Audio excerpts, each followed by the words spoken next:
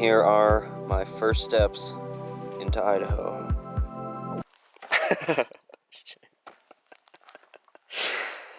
Okay. That's a pretty nice feeling to have walked across another state. Wyoming is now complete, and I have less than 1,000 miles to get to Canada.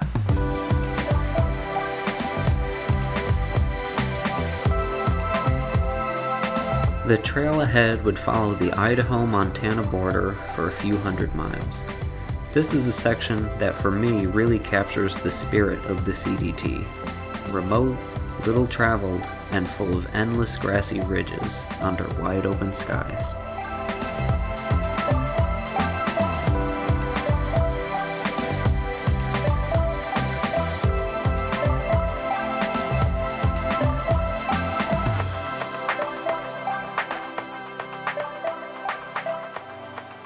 You know, I think places like this are one of the best parts about through hiking.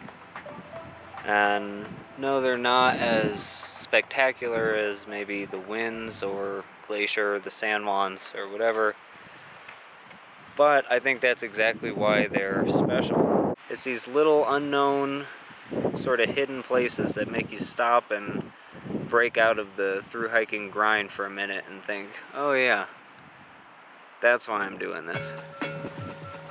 You never really plan to be, and you'll probably never be back, but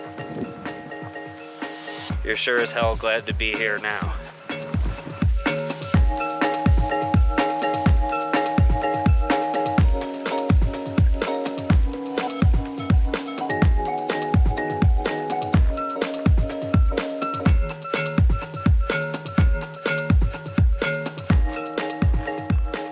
I just did some serious bonus miles. I got off route, somehow ended up walking at least 1.5 miles, following CDT markers in the wrong direction. I don't know where they're routing it, but I don't know what I did, but I made my way back to the trail. And now finally it's a road walk, which is idiot proof. Always gotta pay attention on the CDT. Cannot lay your guard down. Ah!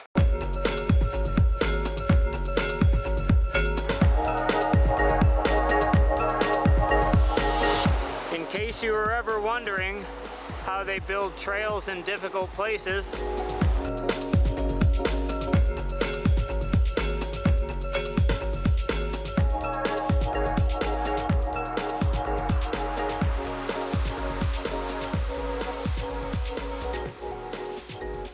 there seems to be a storm brewing. Let me tell you, the storms on this trail gets old.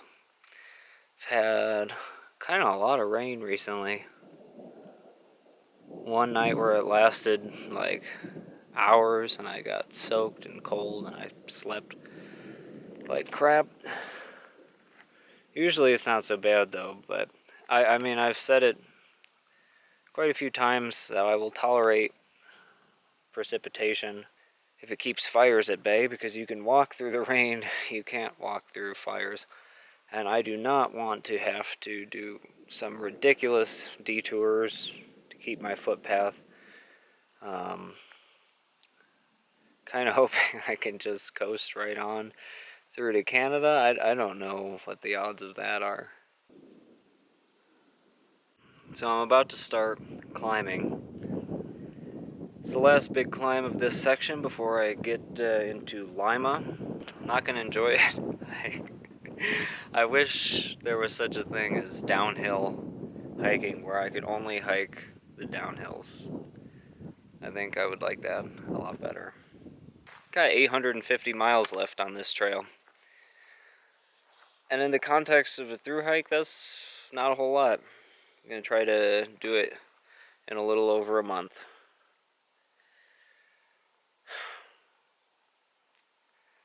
It's been one heck of a trip. It's been a lot. It has been a lot. And it's winding down. I mean, it's really not. I got a lot to go.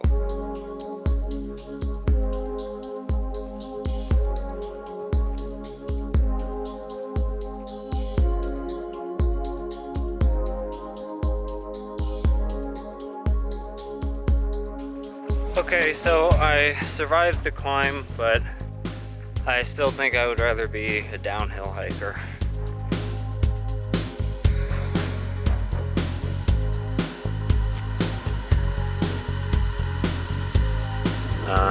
Left Lima and Armstrong caught up.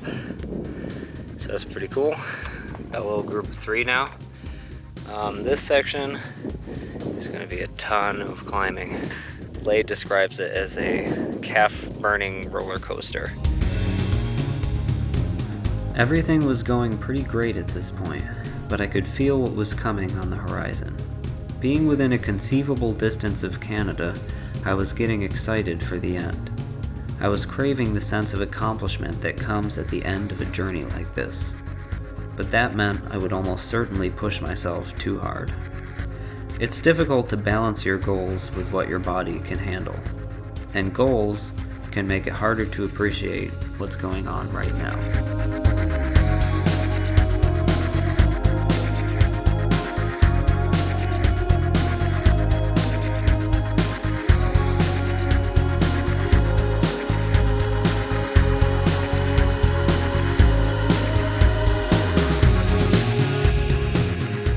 This is Dead Man Lake. Pretty nice lake to have that name, I think.